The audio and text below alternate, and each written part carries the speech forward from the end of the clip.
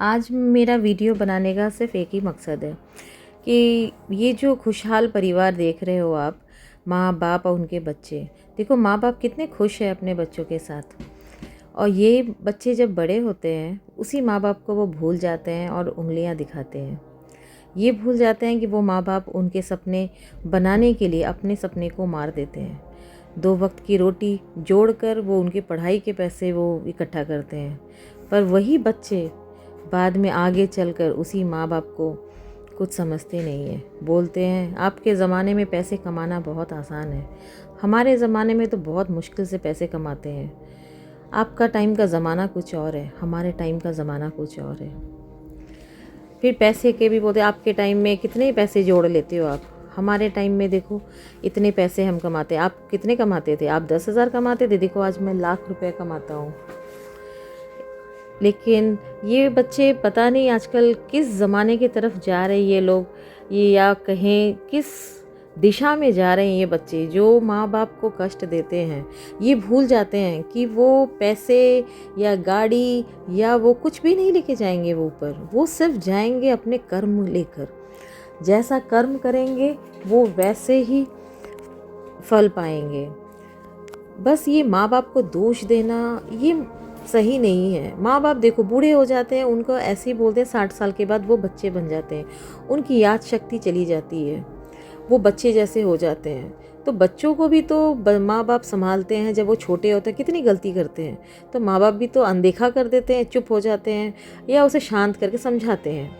पर माँ बाप तो मारते तो नहीं है, ना उसे कहीं छोड़ कर आ जाते हैं, ना आश्रम छोड़ते हैं, ना कहीं छोड़ते हैं। वो उसे रेक्टिफाई करते हैं, उसे करेक्शन करते हैं बच्चों को, और उसे कामयाब बनाने के लिए वो पूरा योगदान देते हैं वो माँ बाप। लेकिन वही बच्चे बड़े होकर बोलते हैं कि मैं अपने कर्मों से पढ़ा हूँ, आपने मुझे नहीं पढ़ाया। अगर मैं नहीं पढ़ता तो फिर क्या आप पढ़ा लेते मुझे? मैं अपने किस्मत से पढ़ा हूँ। मैं उन लोगों को ये कहूँगी कि किस्मत ने नहीं पढ़ाया, वो माँ बाप, वो बूढ़े माँ बाप जिसके खून पसीने से आप पढ़कर इतना बड़ा ज़बान से इतने गंदी तरीके से आप माँ बाप को बोलते हो, आपको शर्म आनी चाहिए ऐसे बच्चों को। इसलिए माँ बाप का इज़्ज़त करें, चाहे माँ बाप जैसे भी हो, चाहे वो गलत हो चाहे वो जैसे भी हो। माँ बाप तो माँ बाप ही होते हैं। देखिए माँ बाप एक बार चले जाते हैं तो वो दोबारा लौट के नहीं आते। आप उनके पास माफ़ी भी नहीं मांग सकते, ना क्षमा याचना कर सकते हो। आप उनसे पूछिए जिनके माँ बाप नहीं हैं, बिन माँ बाप के वो पले बड़े हैं, या फिर आश्रम में है वो, या फिर रास्ता में रोड साइड में कहीं वो पड़े हैं। अब उनसे जाकर पूछिए, वो बेहतर आपको बता पाएंगे कि माँ बाप का जगह कोई भी नहीं ले पाएगा। माँ बाप तो माँ बाप ही होते हैं, चाहे वो जैसे भी है। वो कष्ट कर कर बच्चों का पेट भरते हैं। इसलिए माँ बाप की तुलना कभी भी किसी से भी नहीं की जा सकती। माँ बाप को भगवान का दर्जा दिया गया है, क्योंकि भगवान हर जगह एक साथ सब जगह नहीं पहुंच पाते।